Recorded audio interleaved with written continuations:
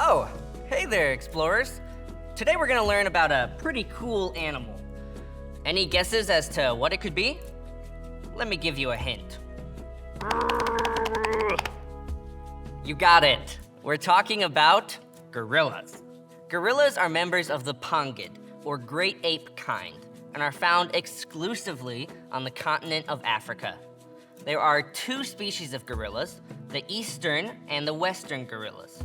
These two species are separated by a massive forest called the Congo rainforest. Now, God gave gorillas some amazing features that help them thrive in their habitats.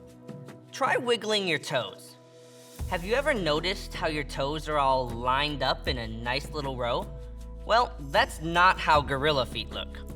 Did you know that God gave gorillas a thumb on their feet? This helps them to climb and grasp things more easily. It's like having a hand for your foot. Pretty neat, huh? Did you know that older male gorillas are called silverbacks? They get this name from the patch of silver fur that develops on their back as they mature. In humans, our lower body is usually stronger than our upper body, but it's the opposite with gorillas. These animals have super strong arms to help support their bodies as they walk on all fours, climb, lift heavy objects, and defend themselves. Another cool feature God gave the gorilla is their extra bony skull.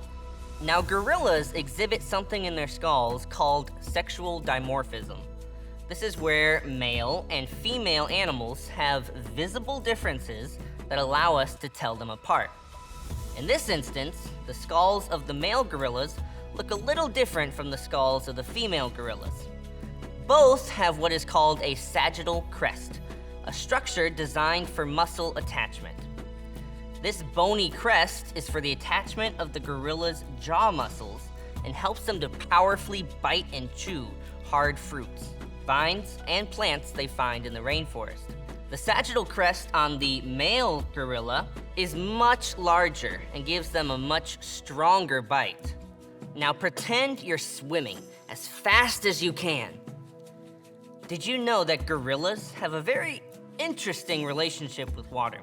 In fact, gorillas generally avoid deep bodies of water because, for the most part, they can't really swim, and it's nearly impossible for them to float on water because their bones and muscles are so heavy.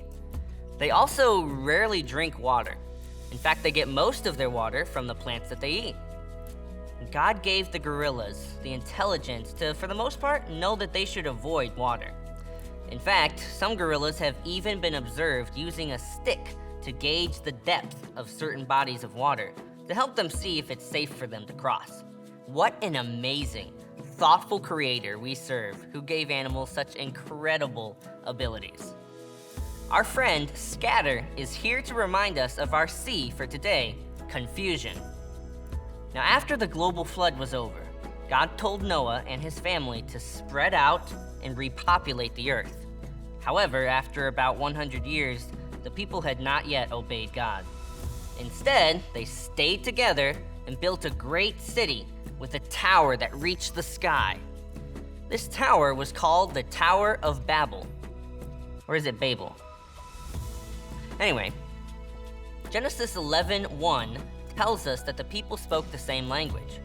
Because of this, God confused their language so that they now spoke many different languages. This, of course, made it impossible for the people to work together, and so they stopped building the tower and the city, and they scattered across the face of the earth. Now, like Scatter, our color for today is gray, which is kind of like silver, right? And just as a dense patch of gray fog is murky, blurry, and can confuse and disorient us, the color gray reminds us of that confusing time at the Tower of Babel.